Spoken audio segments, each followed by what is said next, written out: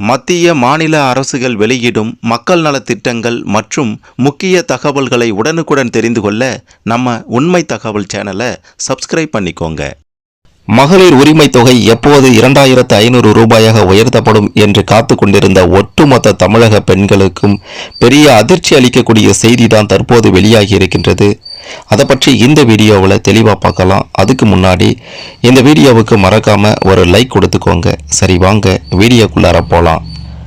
தற்போது சுமார் 1.31 கோடி பெண்கள் இந்த மகளிர் உரிமை தொகை திட்டத்தின் மூலமாக பயன்பெற்று வரக்கூடிய நிலையில் அவங்க அனைவருக்குமே மாதம் 2500 ரூபாய் கொடுத்தா மாதத்திற்கு 3275 கோடியும் ஆண்டிற்கு 39,300 கோடியும் தேவைப்படுமா? தற்போதைய சூழலில் மாநில அரசு இந்த திட்டத்திற்காக ஆண்டுக்கு 14,000 கோடியிலிருந்து 15,000 கோடி வரை மட்டுமே நிதி ஒதுக்கீடு செய்துட்டு வருது. இதனால் உயர்த்தப்பட்ட உரிமை தொகை பயனாளிகள் அனைவருக்கும் உடனடியாக சென்றடைவதில் தாமதம் ஏற்படுது. சட்டமன்றத்தில் நிதித்துறை அமைச்சர் மரியா வில்சன் தாக்கல் செய்த பட்ஜெட் உரை மாநிலத்தின் தற்போதைய நிதி நெருக்கடியை வெளிப்படையாக படம் பிடித்து காட்டியிருக்கு. முந்தைய அரசின் நிதி மேலாண்மையால் வருவாய் இழப்பும் இடைத்தரகர்களின் சுரண்டலும் அதிகரித்து மிக பெரும் அளவிலான நிதி பற்றாக்குறை ஏற்பட்டிருக்கு. அதன் காரணமாக பார்த்தீங்கன்னா இந்த 2500 ரூபாய் மகளிர் உரிமை தொகையிலையும் பேரதிர்ச்சியான தகவல் தான் தற்போது வெளியாகி இருக்கின்றது. மகளிர் உரிமை தொகைக்காக கிட்டத்தட்ட வருடத்திற்கு 40,000 கோடி ரூபாய் செலவாகும்.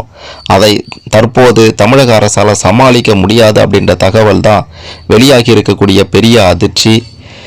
அது மட்டும் இல்லாமல் 2500 ரூபாயை உடனடியாக உயர்த்தக்கூடிய திட்டம் அப்படின்றது உடனடியாக உயர்த்த முடியாது அப்படின்றத அமைச்சர் உறுதிபட சொல்லியிருக்கிறாரு.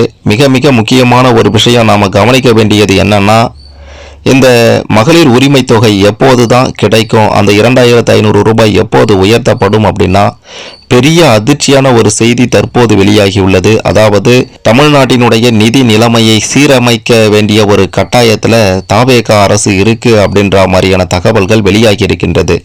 இவங்க இப்போ என்ன பண்ணியிருக்காங்கன்னா, முதல்ல கூடுதல் வருவாயை ஈட்டணும். கூடுதல் வருவாயை ஈட்டக்கூடிய முயற்சிகள் பலன் தர தொடங்குவதற்கும் மாநிலத்தின் நிதி நிர்வாகம் சீரடைவதற்கும் குறைந்தபட்சம் 2 ஆண்டுகள் தேவைப்படும் அப்படின்ற மாதிரி அரசு தரப்பிலிருந்து சொல்லியிருக்காங்க.